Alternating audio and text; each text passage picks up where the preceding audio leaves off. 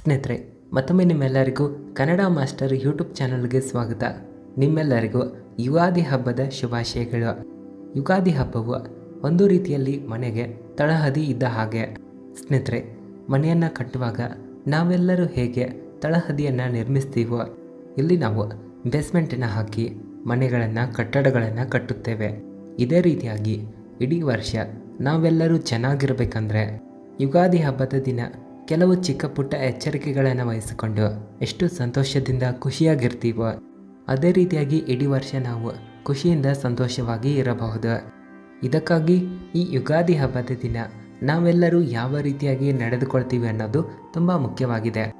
ಇಲ್ಲಿ ಕೆಲವು ವಿಷಯಗಳು ಹೇಗಿರುತ್ತವೆ ಅಂದರೆ, ಈ ಒಂದು ದಿನ ಮನೆಯಲ್ಲಿರುವಂಥ ಕೆಲವು ವಸ್ತುಗಳನ್ನು ಆಚೆ ಇರುವಂಥ ಜನರಿಗೆ ಕೊಡುವುದಾಗಲಿ ಅಥವಾ ಆಚೆ ಇರುವಂಥ ಜನರಿಂದ ಈ ಕೆಲವು ವಸ್ತುಗಳನ್ನು ತೆಗೆದುಕೊಳ್ಳೋದು ಮಾಡಲೇಬಾರದು. ಹೌದು ಸ್ನೇಹಿತರೆ, ಇಲ್ಲಿ ನಿಮ್ಮ ಜೇಬಿನಿಂದ ಆಗಿರಬಹುದು ಅಥವಾ ಮನೆಯಿಂದ ಕೊಡುವಂಥ ಈ ಕೆಲವು ವಸ್ತುಗಳಾಗಿರಬಹುದು. ಇವುಗಳನ್ನು ಬೇರೆಯವರಿಗೆ ಕೊಡೋದು ಶಾಸ್ತ್ರಗಳಲ್ಲಿ ಒಳ್ಳೆಯದಲ್ಲ ಅಂತ ತಿಳಿಸಿದ್ದಾರೆ. ಹಾಗಾಗಿ ನೀವು ಸಹ ಆ ಮಾಹಿತಿಯನ್ನು ಪೂರ್ಣವಾಗಿ ತಪ್ಪದೇ ತಿಳಿದುಕೊಳ್ಳಿರಿ. ಇದಕ್ಕಾಗಿ ಈ ವಿಡಿಯೋವನ್ನು ಪೂರ್ತಿಯಾಗಿ ಕೊನೆಯ ತನಕ ನೋಡಿರಿ. ಆ ದಿನ ಯಾರೇ ಇರಲಿ, ಬೇರೆ ರೀತಿಯಲ್ಲಿ ಅವರಿಗೆ ನಾವು ಸಹಾಯವನ್ನು ಮಾಡಬಹುದು. ಆದರೆ ಇಲ್ಲಿರುವಂಥ ಕೆಲವು ವಸ್ತುಗಳು ಹೇಗಿರುತ್ತವೆ ಅಂದರೆ, ಮರೆತರೂ ಸಹ ಅವುಗಳನ್ನು ನೀವು ಬೇರೆಯವರಿಗೆ ಕೊಡಲೇಬಾರದು.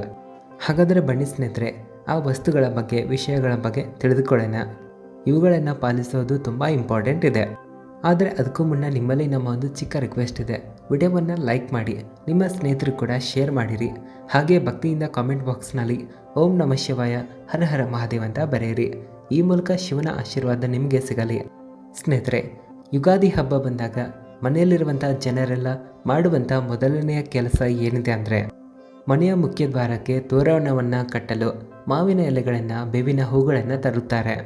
ಒಂದು ಬಾರಿ ನೀವು ಮಾವಿನ ಎಲೆಗಳನ್ನು, ಬೇವಿನ ಸೊಪ್ಪು ಅಥವಾ ಅದರ ಹೂಗಳನ್ನು ಮನೆಗೆ ತಂದರೆ ಮುಗೀತು. ನಂತರ ಕೆಲವರು ನಿಮ್ಮ ಬಳಿ ನಮಗೂ ಸ್ವಲ್ಪ ಮಾವಿನ ಎಲೆಗಳನ್ನು, ಬೇವಿನ ಸೊಪ್ಪು, ಹೂಗಳನ್ನು ಕೊಡಿ ಅಂತ ಕೇಳಿದ್ರೆ ಯಾವುದೇ ಕಾರಣಕ್ಕೂ ನೀವು ಅವರಿಗೆ ಇವುಗಳನ್ನು ಕೊಡುವಂಥ ತಪ್ಪು ಕೆಲಸವನ್ನು ಮಾಡಬಾರದು. ಯಾಕಂದರೆ ಸಮೃದ್ಧಿಯ ಸಂಕೇತದ ರೂಪದಲ್ಲಿ ಆ ದಿನ ನೀವು ನಿಮ್ಮ ಮನೆಗೆ ಮಾವಿನ ಎಲೆಗಳನ್ನು, ಬೇವಿನ ಸೊಪ್ಪನ್ನು ತಂದಿರ್ತೀರ. ಅದು ನಿಮ್ಮ ಸಮೃದ್ಧಿ ಆಗಿರುತ್ತೆ. ಒಂದು ಬಾರಿ ಆ ಸಮೃದ್ಧಿಯನ್ನು ನಿಮ್ಮ ಮನೆಯ ಒಳಗಡೆ ಪ್ರವೇಶ ಮಾಡಿಸಿದ ನಂತರ, ಆಹ್ವಾನ ಮಾಡಿಕೊಂಡ ನಂತರ ಬೇರೆಯವರು ಎಷ್ಟೇ ಕೇಳಿದರೂ ಕೂಡ ಅದನ್ನು ಯಾವುದೇ ಕಾರಣಕ್ಕೂ ಕೊಡಲೇಬಾರದು.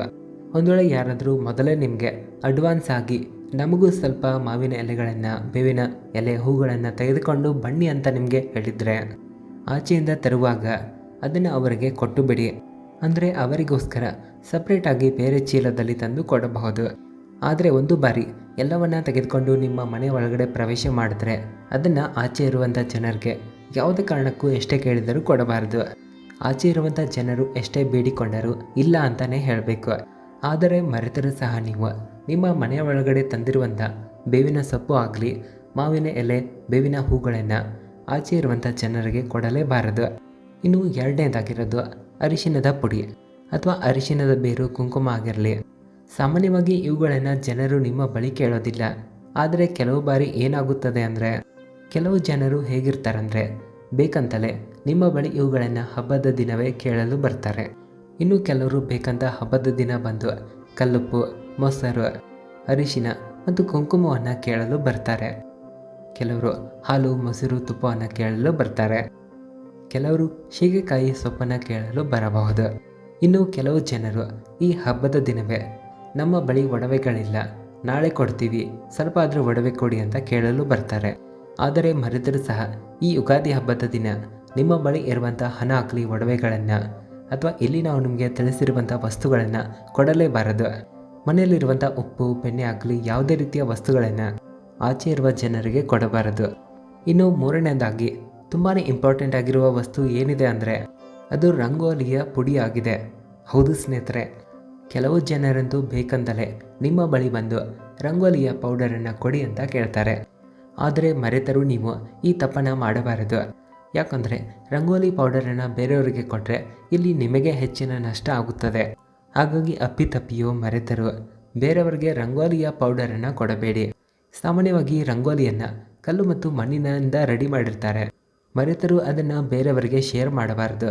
ಇದೇ ಒಂದು ಕಾರಣದಿಂದಾಗಿ ಯಾರು ಎಷ್ಟೇ ಬೇಡಿಕೊಂಡರೂ ರಂಗೋಲಿ ಪೌಡರನ್ನು ಕೊಡಬೇಡಿ. ಸಿಟಿಗಳನ್ನು ಬಿಟ್ಟು ಹೆಚ್ಚಾಗಿ ಗ್ರಾಮೀಣ ಹಳ್ಳಿ ಇಲಾಖೆಗಳಲ್ಲಿ ಜನರು ಪಾತ್ರೆಗಳನ್ನು ಕೇಳಲು ಮನೆಗೆ ಬಂದಿರ್ತಾರೆ. ಅಡುಗೆ ಮಾಡಲು ಪಾತ್ರೆ ಇಲ್ಲ ಅಂತ ಕೆಲವರು ನಿಮ್ಮ ಬಳಿ ಕೇಳಲು ಬರಬಹುದು. ಖಾರ, ಉಪ್ಪು, ಹುಣಸೆ ಹಣ್ಣು ಇತ್ಯಾದಿ ವಸ್ತುಗಳನ್ನು ಕೇಳಲು ಬರ್ತಾರೆ. ಈ ವಸ್ತುಗಳು ನಿಮ್ಮ ಬಳಿ ಇಲ್ಲ ಅಂದರೆ ಚಿಂತೆ ಮಾಡುವ ಅವಶ್ಯಕತೆ ಇಲ್ಲ. ಒಂದು ವೇಳೆ ಇವುಗಳನ್ನು ನಿಮ್ಮ ಬಳಿ ಅವರು ಕೇಳಲು ಬಂದರೆ ಇಲ್ಲ ಅನ್ನುವ ಒಂದೇ ಮಾತನ್ನು ಹೇಳಬೇಕು. ಇನ್ನು ಹಬ್ಬದ ದಿನ ನಿಮ್ಮ ಮನೆಯ ಹತ್ತಿರ ಯಾರಾದರೂ ಅಂಗವಿಕಲರಾಗಲಿ ಅಥವಾ ಯಾರಾದರೂ ವೃದ್ಧರು ಭಿಕ್ಷಕರು ಭಿಕ್ಷೆ ಬೇಡಲು ಬಂದರೆ ನಿಮ್ಮ ಅಡುಗೆ ಮನೆಯಲ್ಲಿ ಏನೇ ತಿನ್ನಲು ಆಹಾರವನ್ನು ರೆಡಿ ಮಾಡಿದ್ದರೋ ಅದನ್ನು ಆ ಜನರಿಗೆ ತಿನ್ನಲು ಕೊಟ್ಟು ಕಳಿಸಬೇಕು. ಯಾವುದೇ ಕಾರಣಕ್ಕೂ ಮನೆ ಮುಖ್ಯದ್ವಾರದ ಬಳಿ ಬಂದ ಜನರನ್ನು ಖಾಲಿ ಕೈಯಲ್ಲಿ ಹಿಂದೆ ತಿರುಗಿ ಹೋಗಲು ಬಿಡಬಾರದು. ಅಂಥವರಿಗೆ ಸಾಧ್ಯವಾದಷ್ಟು ಸಹಾಯ ಮಾಡಿರಿ. ಇದರಿಂದ ನಿಮಗೆ ಪುಣ್ಯ ಫಲ ಸಿಗುತ್ತದೆ. ಒಂದು ವೇಳೆ ಈ ಯುಗಾದಿ ಹಬ್ಬದ ದಿನ ಯಾರಾದರೂ ನಿಮ್ಮ ಬಳಿ ಊಟವನ್ನು ಕೇಳಲು ಬಂದರೆ ಯಾವತ್ತಿಗೂ ವಿಶೇಷವಾಗಿ ಅವರು ನಿಮ್ಮ ಬಳಿ ಬರೋದಿಲ್ಲ. ಅಂಥ ವ್ಯಕ್ತಿಗಳಿಗೆ ತಿನ್ನಲು ಏನನ್ನಾದರೂ ಕೊಡಬೇಕು ಅಥವಾ ಊಟವನ್ನು ಕೊಟ್ಟು ಬಿಡಿ.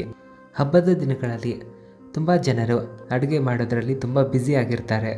ಈ ಸಮಯದಲ್ಲಿ ಅಂಥ ಜನ ಬರಬಹುದು. ಹಾಗಾಗಿ ಮರೆದರೂ ಸಹ ಅಂಥವರನ್ನು ಬರಿಗೈಯಲ್ಲಿ ಹೋಗಲು ಬಿಡಬಾರದು.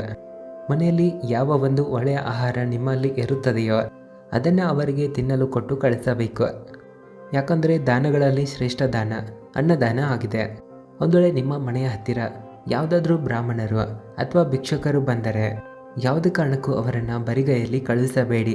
ಈ ಹಬ್ಬದ ದಿನ ನಿಮ್ಮ ಕೈಲಾದಷ್ಟು ಅನುಕೂಲಕ್ಕೆ ತಕ್ಕ ಹಾಗೆ ದಾನ ಧರ್ಮಗಳನ್ನು ಮಾಡಬೇಕು. ಈ ರೀತಿ ಮಾಡಿದಾಗ ಇಡೀ ವರ್ಷ ನೀವು ನೆಮ್ಮದಿಯಿಂದ ಸುಖವಾಗಿ ಇರ್ತೀರ. ತಾಯಿ ಲಕ್ಷ್ಮೀದೇವಿಯ ವಿಶೇಷವಾದ ಆಶೀರ್ವಾದವು ನಿಮ್ಮೆಲ್ಲರ ಮೇಲೆ ಇರುತ್ತದೆ. ಅವರು ಕೂಡ ಸ್ಥಾಯಿ ರೂಪದಲ್ಲಿ ಮನೆಯಲ್ಲಿ ವಾಸ ಮಾಡ್ತಾರೆ. ಇನ್ನು ತುಂಬಾ ಇಂಪಾರ್ಟೆಂಟ್ ಆಗಿರುವಂಥ ಇನ್ನೊಂದು ವಿಷಯ ಏನಿದೆ ಅಂದರೆ ಮುಸ್ಸಂಜೆಯ ಸಮಯದಲ್ಲಿ ಒಡವೆಗಳನ್ನಾಗಲಿ ಹಣವನ್ನು ನೀವು ಬೇರೆಯವರಿಗೆ ಕೊಡಬಾರದು. ಅದರಲ್ಲೂ ಈ ಯುಗಾದಿ ಹಬ್ಬವಂತೂ ತುಂಬಾ ಇಂಪಾರ್ಟೆಂಟ್ ಇದೆ.